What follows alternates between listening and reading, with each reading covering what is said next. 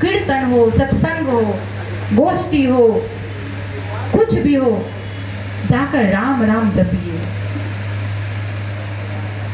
एक प्रातस्मरणीय प्रेम मूर्ति संत श्री प्रेम भूषण जी महाराज, मेरे पूज्य दादा गुरु जी, कहते हैं कि कीर्तन करो जवानी में, बुढ़ापा किसने देखा है। बोलेंगे बुढ़ापे में राम, निकलेगा आम। समझ में आ रहा है? बचपन में हाथ और पैर हमारे बस में नहीं रहते, और बुढ़ापे में ये बस में नहीं रहता। ले दे के बचा जवानी। जवानी को रंगदारी में मत गुजारिए, जवानी ही भगवान को दीजिए। आदमी क्या करता है, अरे अभी भगवान के नाम लेने का उम्र है, 60 के बाद।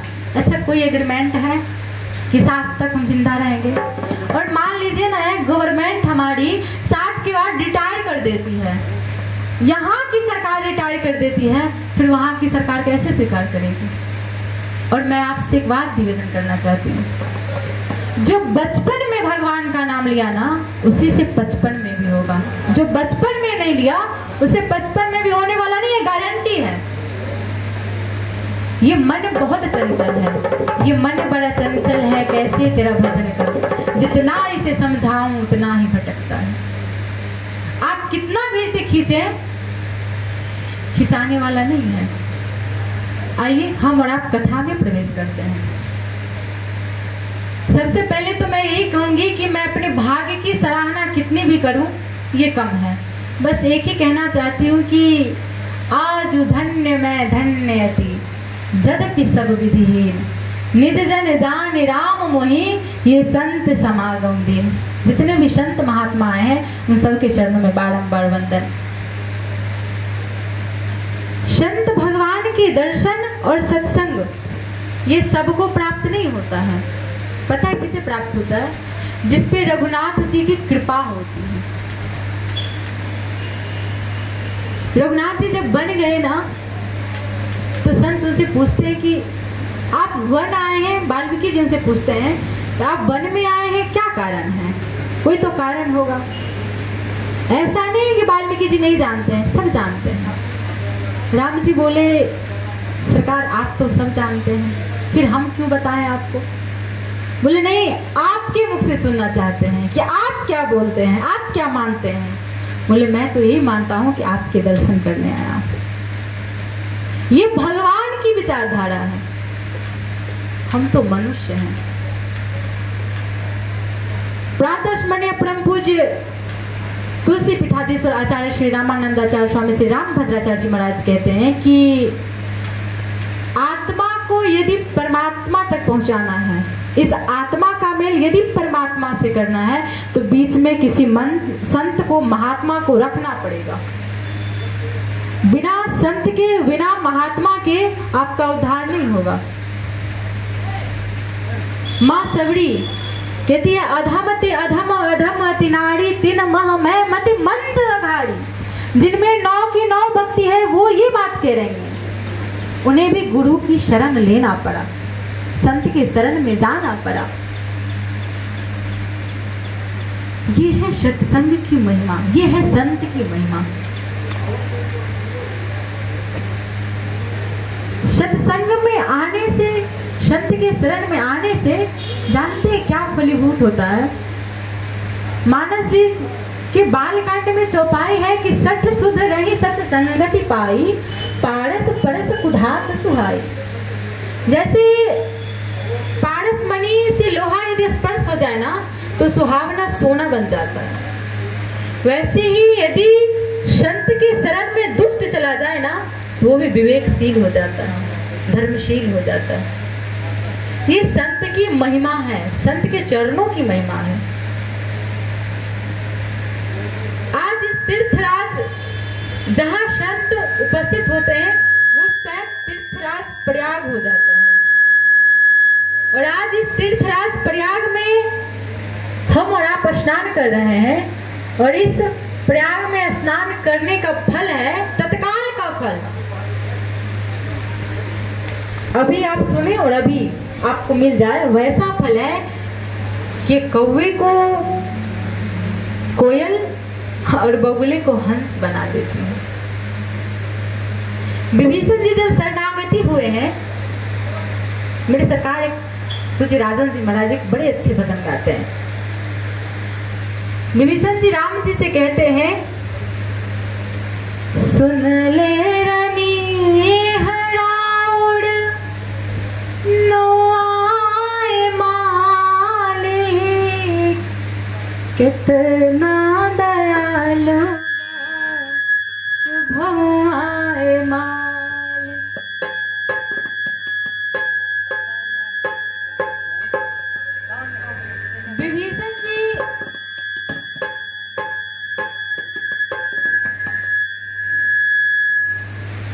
विभीषण जी ये नहीं कह रहे हैं कि प्रभु हम आपके भक्त हैं। विभीषण जी जब आए ना राम जी के शरण में शरणागति होने के लिए, कहते हैं मैं आपके शत्रु दशानन का भाई विभीषण। ये नहीं बोले कि मैं आपका भक्त विभीषण, नहीं, मैं आपका शत्रु दशानन का भाई विभीषण हूं महाराज। कोई कहता है इन्हें बंदी बना लिया जाए, कोई कहता है बांध दिया जाए, लेकिन राम जी कहते हैं कि इन्हें रहने दिया जाए, ये भक्त है मेरे। विभीषण जी कहते हैं, प्रभु सुन ले रानी हराउड़ नौआए मालिक, हे प्रभु कितना दयालु बा शुभ आए मालिक, कितना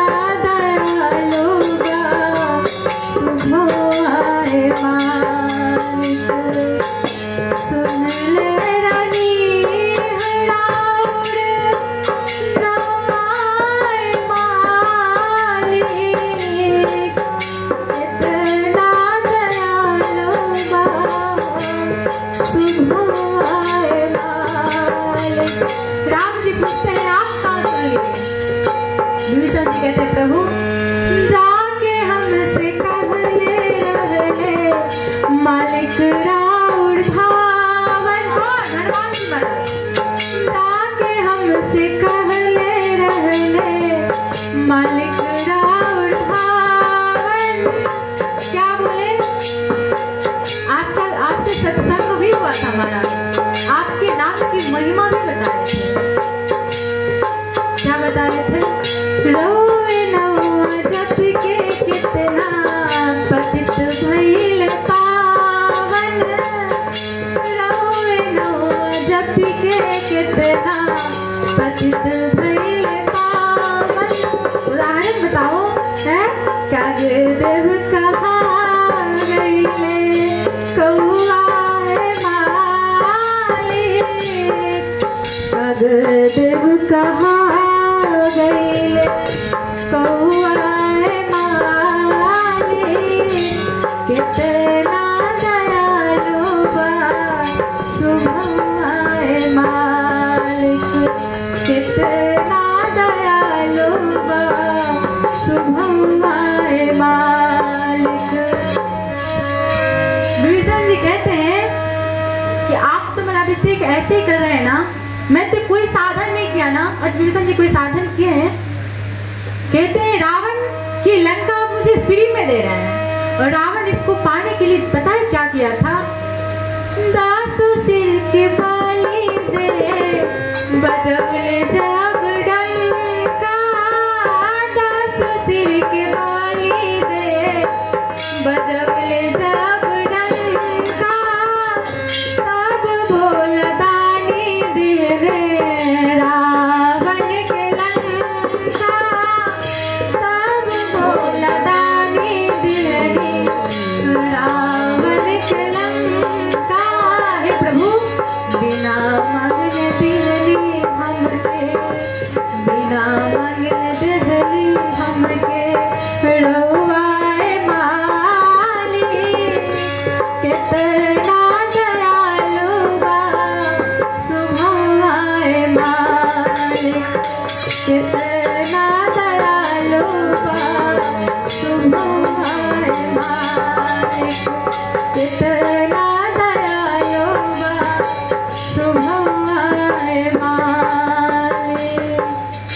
ये राम जी का स्वभाव है प्यारे। राम जी सिर्फ एक गौतम की स्त्री अहिल्या को तारे और राम नाम ने लाखों की बिगड़ी बना दी। राम एक तापस पिय तारी, नाम कोटि कल्पमुत सुधारी। भगवान को यदि अपने बस में करना चाहते हैं ना, भगवान का दिन रात नाम जपिए।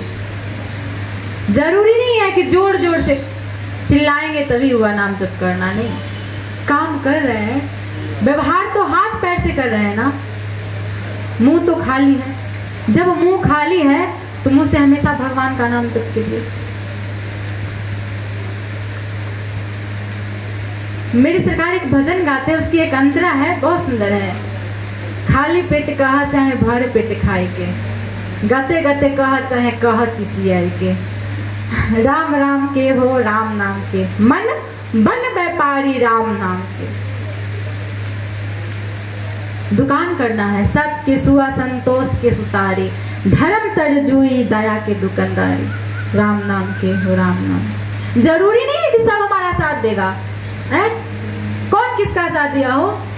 विभीषण जी भक्त हैं, राम की शरण में आए हैं। उनका भाई रावण लात मार कर निकाल दिया। मीरा के पति राणा क्या साथ दिए? तुलसीदास की पत्नी रत्ना साथ दी। वाल्मीकि जी महाराज के फैमिली वाले, परिवार वाले क्या साथ दिए? जब तक हमें ठोकर नहीं मिलेगा कहीं से, भक्ति हमें प्राप्त नहीं होगी। भगवान को बस में करना चाहते हैं। हनुमान जी क्या किए थे?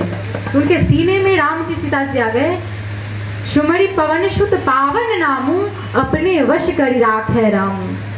उन्होंने भी राम राम का जप किया था, राम नाम का तप किया था। देखिए, हाँ, भागवत कथा की कुछ नियम हैं। बीच में अमावस्या पूर्णिमा नहीं आना चाहिए। सुनने का भी नियम है, कहने का भी नियम है, वक्ता का भी नियम है, श्रोता का भी नियम है। लेकिन राम कथा में कोई नियम नहीं है। सब ही सुलभ सब दिन सब देशा, सब देश में सुलभ है। ऐसा नहीं, हमारे भारत में भी है। हमारी सरकार लंदन, यूएसए, ऑस्ट्रेलिया हर जगह जाते हैं। राम और रावण की कथा होती ही होती है। राम और रावण होंगे ही होंगे, भले उनका भाषा अलग हो, लेकिन कथा यही होगी। अब हम रामचरितमानस को लेके चल रहे हैं, वो अनन्य रामायण, अद्भुत रामायण, वाल्मीकि रामायण लेके चलेंगे, लेकिन राम और रावण की चर्चा होगी ही होगी। सब ही सुलभ, सबको सुलभ है। ऐसा नहीं है कि बच्चा नहीं जप सकता, बूढ़े नहीं जप सकते, जवान नहीं जप सकते, औरत नहीं जप सकती, सब जप सकता है। सब दिन है। आप जब कभी भी शुरू कीजिए, कहते हैं यदि सत्संग में जाना हो तो दिन नहीं विचारना चाहिए। किसी की भलाई करनी हो तो दिन नहीं विचारना चाहिए, सोचना नहीं चाहिए। सोचना कब चाहिए? जब हम किसी का लूट रहे हैं। कहते हैं ना कि चोर अपना दिन उजाड़ के जाता है। दिन कौन उजाड़ता है? चोर। और हम चोर नहीं हैं। हनुमान जी महाराज हमेशा राम नाम जपते थे। उन्होंने अपने भगवान को, राम को अपने बस में कर दिया। वही उपाय हमको और आपको करना। देखिए, हम यहाँ आए हैं तो एक भी तो फायदा होना चाहिए। सब दक्षिणा देते हैं, हम भी तो दक्षिणा लेंगे।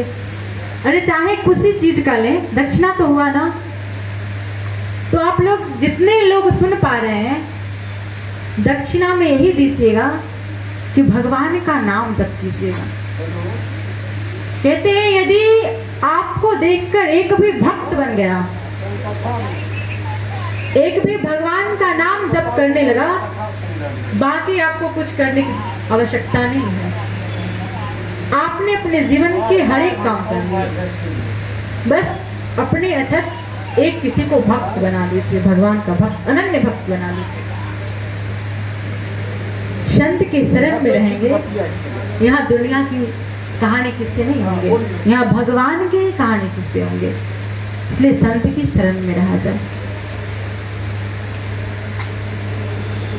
क्या आधारपुर में इतने ही लोग हैं जितना यहाँ है अभी? बहुत है ना, लेकिन नहीं आ पाए। क्यों? बिनु सत्संग विवेक न होई, राम कृपा बिनु सुलभ न सोई। बिना सत्संग सुने ये क्लियर नहीं होगा। और ये सत्संग कैसे सुन पाएंगे? जब राघव जी की कृपा हो, जब राघव जी बुलाएंगे तब ही सुन पाएंगे।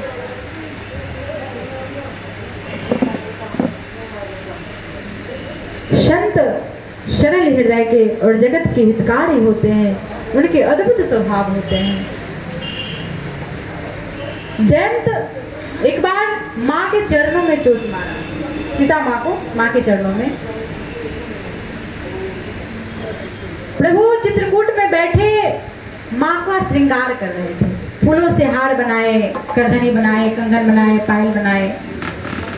इंद्र का बेटा जयंत वो लगा कि ये भगवान है कि ये पत्नी का श्रृंगार कर रहे हैं। भगवान की पत्नी का श्रृंगार करेंगे। देखिए, हर आदमी की विचारधारा अलग अलग होती। उसके मन में मोह हुआ, वो आया माँ के चरणों में जोश मार के भाग गया। माँ तो माँ होती है, माँ नहीं बताई प्रभु को, चला रुधिर रघुनायक जाना। जब माँ के चरणों से रक्त निकला और प्रभु के चरणों को छू लिया, प्रभु नीचे देखे, बोले रक्त ये कैसे हुआ है? भगवान को पूछना पड़ता हो। सब जान गए कौन आया, कब आया, क्या किया, कैसे हुआ, सब जान गए। भगवान जान गए कि वो हमारा प्रभाव देखने आया है। ये भगवान नहीं है, ये अपनी पत्नी का श्रृंगार कर रहे हैं, ये भगवान नहीं है, ये हमारा प्रभाव देखना चाहता है। राम जी बैठे रहे, जिस कुसा की चटाई पे राम जी बैठे थे, एक कुसा निकाले और ब्रह्मास्त्र बनाकर जयंत के पीछे छोड़ दिए। पता है, जयंत तीनों लोक 14 भवन घूमता रहा, कोई उन्हें बैठने के लिए नहीं बोला। इंद्र भी नहीं बोले, शंकर जी भी नहीं बोले, ब्रह्मा जी भी नहीं बोले। वो रुकता था तो ब्रह्मास्त्र जो कुशा का है वो भी रुक जाता है, वो भागते हैं तो वो भी भागता है। पता है तब किसकी नजर पड़ी? देखा नारद बिकल जयंता, दया लागी को मलची।